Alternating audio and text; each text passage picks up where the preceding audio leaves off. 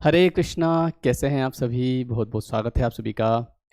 आज के इस वीडियो में हम बात करेंगे। कई सारे लोग होते हैं तो वो कहते हैं कि सर हमने जैसे कहीं हाथ दिखाया था, कहीं हमने कुंडली बताई थी तो सर हमारे इसमें जो मतलब ऐसा लिखा हुआ है, तो उस चीज़ को लेके हमारे मन में हमेशा नकारात्मक विचार आते हैं और उस वजह से हम कोई काम नहीं कर पाते, क्योंकि हमारे दिमाग में वही रहता है कि यार ऐसा है तो कहीं ऐसा ना हो जाए।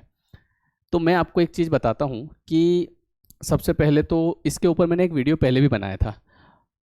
अब मान लीजिए कि आपने कहीं हाथ दिखवाया, कहीं कुंडली बताई, ज़्यादातर आप समझिए कि नेगेटिव चीज़ें हमारे दिमाग में ज़्यादा असर करती है ना? अभी मैं आपको अगर बोलूँ कि आप जिस भी फील्ड में आप काम कर रहे हैं, आप बिज़नेस कर रहे हैं, आप जॉब की तैयारी कर रहे हैं, तो आप निश्चिंत रहें, आपका सिलेक्शन हो जाएगा, आपका बिज़नेस बढ़िया चलेगा, आपके रिश्ते सुधर जाएँगे।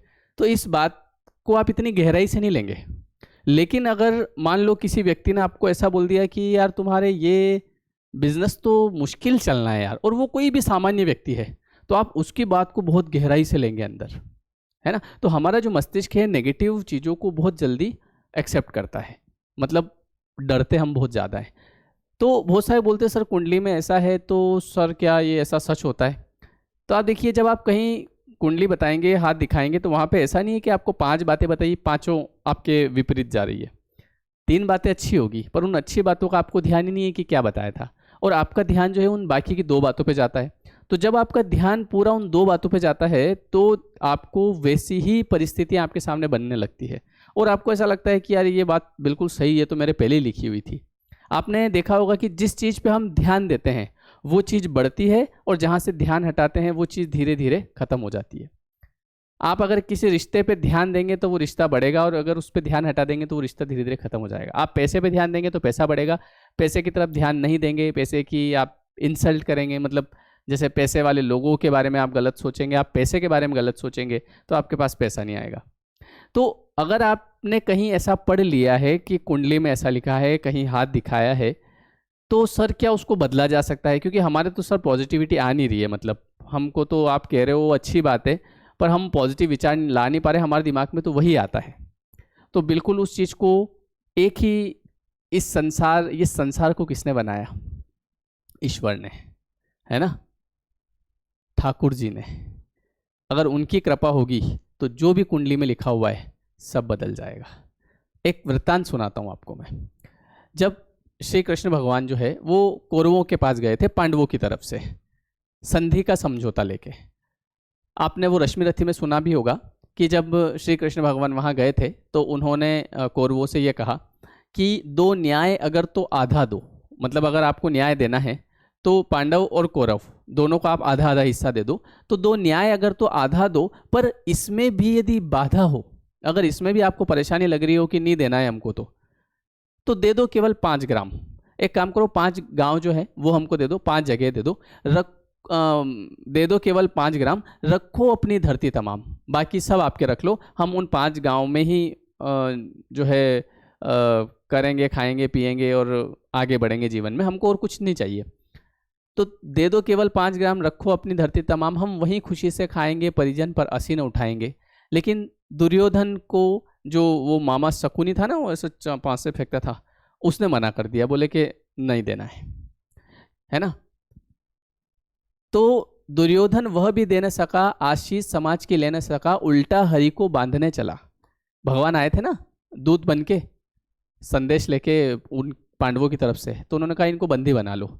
तो उल्टा हरि को बांधने चला, जो था असाध्य साधने चला, है ना? इसके बाद एक लाइन आती है कि जब नाश मनुष्य पर छाता है तो पहले विवेक मर जाता है ना?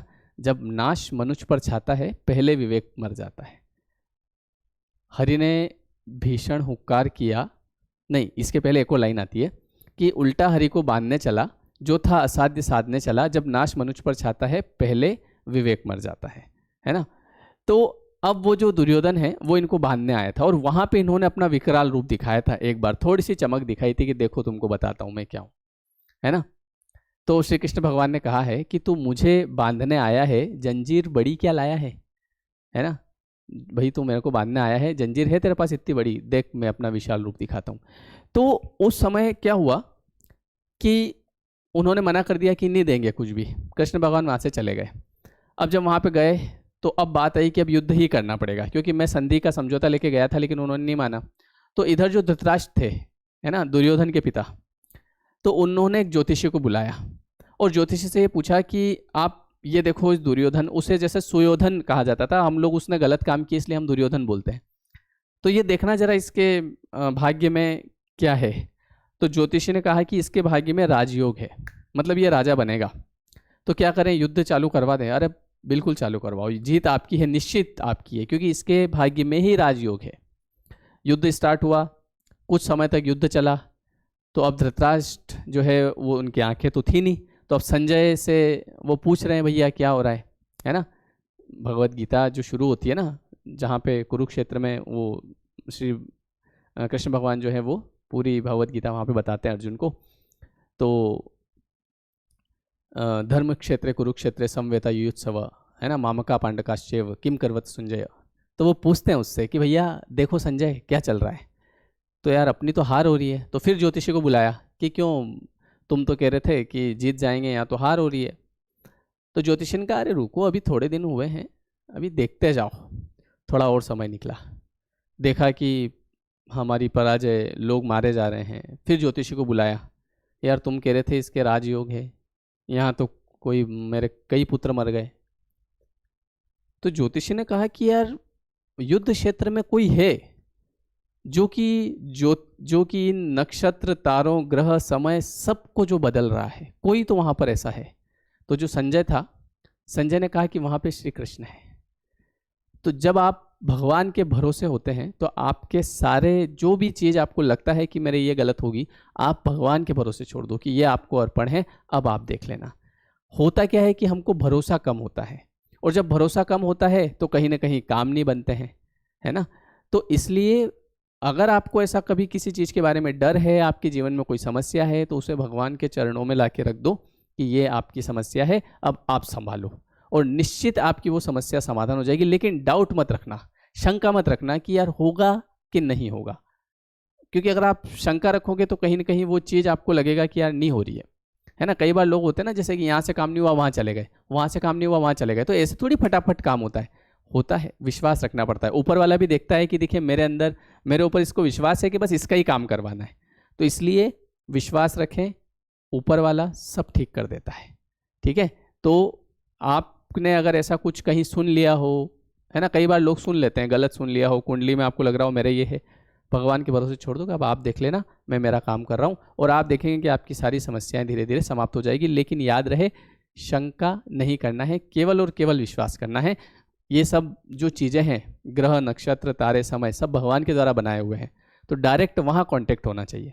जैसे हम मंदिर में जाते हैं ना, तो मंदिर में जैसे बाहर भिखारी बैठे होते हैं, तो ये किससे मांगते हैं? ये वहाँ पे जो दर्शन करने आते हैं उन लोगों से मांगते हैं। तो ये आपने देखा होगा वहीं बैठे रहते हैं, क्यों? क्योंकि ये उन लोगों से मांगते हैं। भगवान से मांगना चाहिए। भगवान तो भगवान देता है, लोग क्या देंगे, क्या है लोगों के पास। तो इसलिए भगवान पे विश्वास रखिए, आपका सब कुछ बढ़िया होगा, ठीक है। वीडियो कैसा लगा कमेंट करके जरूर बताइएगा, लाइक करिएगा, जो नए लोग हैं वो सब्सक्राइब कर दीजिएगा अगर आपके मन को भाए तो, ठीक है। आपको इस चैनल पे इसी प्रकार के वीडियोस रेगुलर मिलते रहेंगे। So thank you everyone, thank you so much, और मिलते हैं फिर हम नेक्स्ट क्लास में। और अभी 21 डेज का जो नया सेशन है वो अभी 10 तारीख से शुरू होगा, 10 मार्च से। डिस्क्रिप्शन में लिंक दे रखी है, उस पर जाके आप ज्वाइन कर सकते हैं, ठीक है। 21 डेज का law of attraction course. Okay everyone, thank you. आप मुझे इंस्टाग्राम पे फॉलो कर सकते हैं @श्याम मुजावदिया, ठीक है। Thank you.